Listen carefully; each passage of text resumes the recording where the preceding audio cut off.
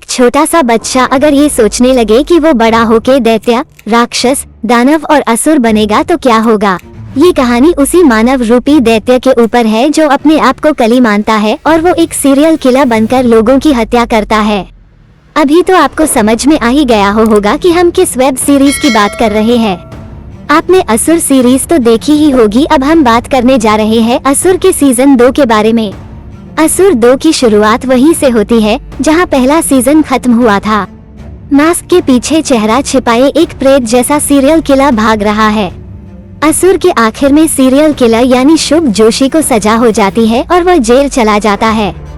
तब वो एक बच्चा था, लेकिन अब बड़ा हो चुका और बदला लेने वापस लौटता है। लेकिन इस बार उसकी नफरत और बदले की आग और भी बढ़ चुकी है। शुभ जोशी खुद को कली मानता है।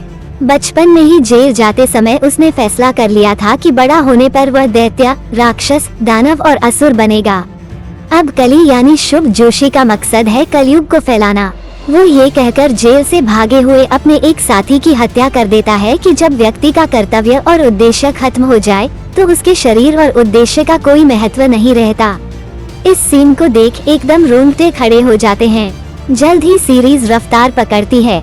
इस बार शुभ की कहानी कली और कल्कि के अवतार की अवधारणा लेकर आगे बढ़ती है। समुद्र मंथन में पहले विष और फिर अमृत पी चुका कली रूप बदल बदल कर युगों से जिंदा है। वो मानवता को खत्म करने के मिशन पर है।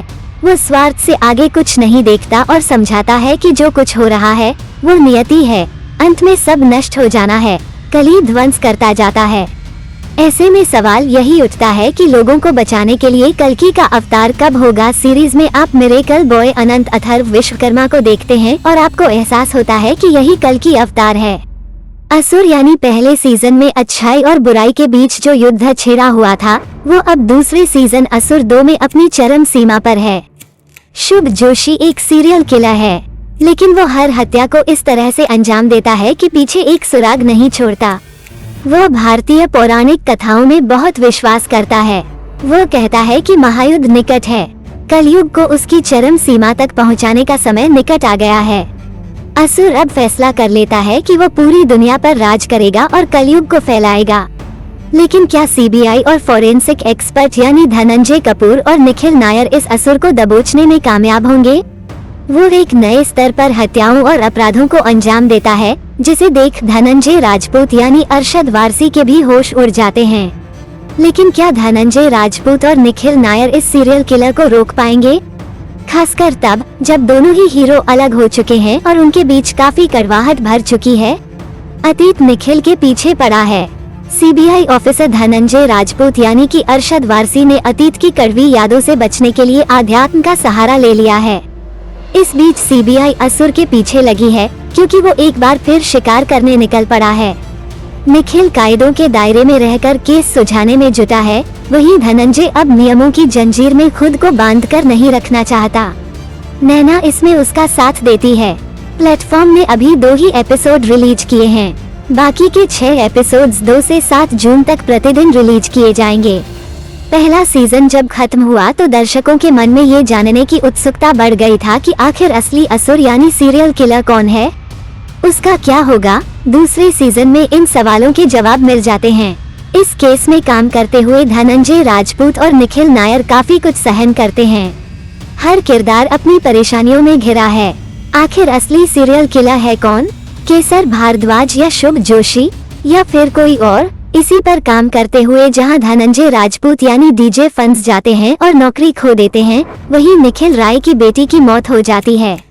बेटी की मौत के बाद पत्नी नैना निखिल को तलाक देने का फैसला कर लेती है। निखिल बुरी तरह टूट जाता है और हर किसी से दूरी बना लेता है। दरअसल निखिल की बेटी का कोई मर्डर कर देता है। नैना अपनी बेटी के कातिलों को सजा दिलवाने के लिए धनंजय के पास जाती है। धनंजय सस्पेंड होने के बाद धर्मशाला के एक आश्रम में पहुंच जाता है। वहां उसे बहुत शांति मिलती है, लेकिन इस केस पर धनंजय और निखिल को एकजुट होना ही पड़ता है। दूसरी ओर कोर्ट केसर भारद्वाज के खिलाफ असुर होने का कोई सबूत न मिलने के कारण जमानत पर रिहा कर देती है। तो क्या धनंजय और निखिल असुर को पकड़ पाने में कामयाब हो पाते हैं?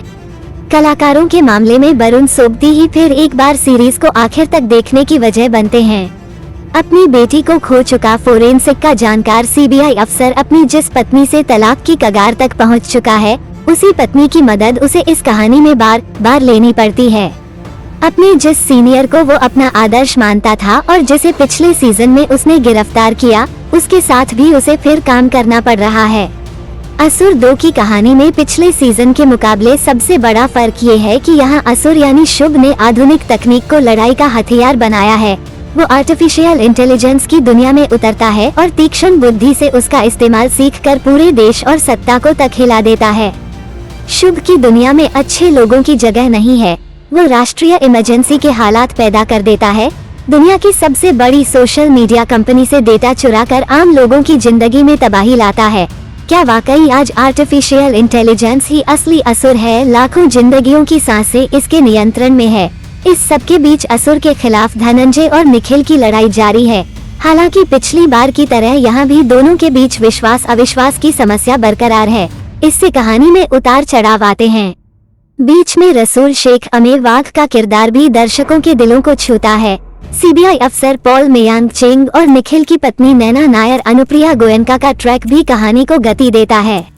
असुर 2 को ओनी सेन ने डायरेक्ट किया है और ये दूसरा सीजन आपको सीट से बांधे रखने में कामयाब होता है। पहले सीजन के मुकाबले असुर 2 में और भी ज्यादा ट्विस्ट दिखाए गए हैं। पहले सीजन यानी असुर में हमने देखा था कि शुभ जोशी कितनी बेरहमी से अपने पिता का खून कर देता है, लेकिन दूसरे सीजन में वो और भी खूंखार हो जाता है। हर एपिसोड की शुरुआत शुभ जोशी के अतीत और वर्तमान की उसकी यात्रा से शुरू होता है, जहां वो एक ही सवाल करता है, क्या हम बुरे पैदा हुए हैं या क्या हम एक कठिन परिस्थिति में मजबूर होने पर अपनी बुराई को बाहर निकालते हैं। अरशद वारसी और वरुण सोबती की जोड़ी ने असुर 2 में समा बांध दिया है। धनंजय राजपूत के रोल में अरशद वारसी और फोरेंसिक एक्सपर्ट के रोल में वरुण खूब जमे हैं। रिद्धि डोगरा, अनुप्रिया गोयनका और शुभ गिल के किरदार में विशेष बंसल छा गए हैं।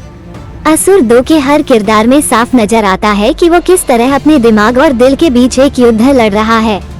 अगर आप कहानी में रोमांस और कॉमेडी का तड़का तलाश कर रहे हैं, तो असुर आपके लिए नहीं है।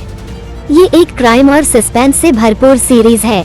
असुर 2 में कुल 8 एपिसोड हैं, जिसके 3 एपिसोड रिलीज हो चुके हैं। बाकी के 5 एपिसोड्स बाकी हैं। 7 जून तक हर दिन असुर 2 का एक एपिसोड रिलीज किया जाएगा। फाइनल एपिसोड 7 जून को आएगा। सीरीज के सीन्स आपको विचलित कर सकते हैं, इसलिए डिनर टेबल पर बैठकर इसे देखना की भूल मत करिएगा। सब अच्छा है जो अच्छे से समाप्त होता है, केवल ये समाप्त नहीं होता है। संकेत के माध्यम से शो का अंत असंतोषजनक और अपूर्ण महसूस होता है, जो दावा करता है कि असुर तीसरे सीजन 7 वापस लौटेगा। हम आशा करते हैं आपको ये हमारी वीडियो पसंद आई होगी और ऐसी वीडियो देखने के लिए हमारे चैनल को लाइक और सब्सक्राइब कर दीजिए। धन्यवाद।